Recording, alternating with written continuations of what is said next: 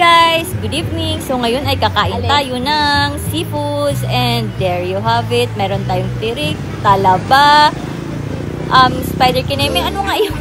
Dito sa Scam Seafoods Grill. Bali, malapit po ito sa Balaytoko. Yung bilihan ng mga shells, kung alam nyo sa San Manuel. Yes, andyan po. Ang dami nyong makikita. And ang in-order namin ay fresh na tirik. Pwede nyo siyang ipaihaw and ayan. But we prefer na kainin ito ng fresh. Medyo payat siya pero lover na.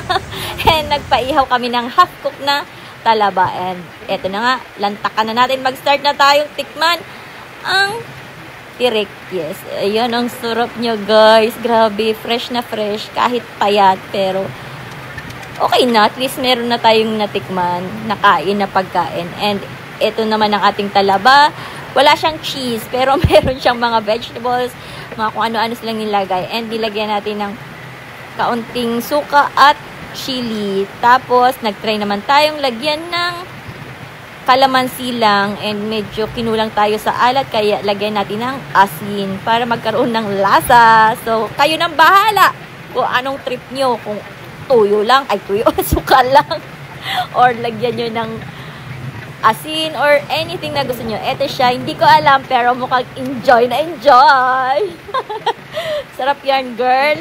Sige, enjoy mo lang yung kinakain mo. Balik tayo dito, kain tayo ulit. Hindi naman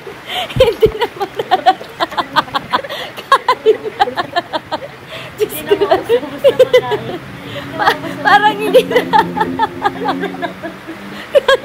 Sorry guys, kasi kanina meron pa kaming kinain na street foods, biryani, and kung ano-ano pa kaming kinain. Ito lang yung ating maipopost ngayong gabi. And dahil kami ay sobrang nagpo-food trip ngayon sa Puerto, aming ini-enjoy lahat ng aming madaanan, makainan kahit umuulan. Hindi ko alam mamaya, puputok na yung aming dyan. Pero yan, nag-isip na naman kami ng kakainin kung saan naman kami pumupunta habang kami ay kumakain. Yes guys, kapag kami ang kasama nyo, ewan ko na lang, butas talagang bulsa at ang tiyan. Pero busog na busog. Butod na to.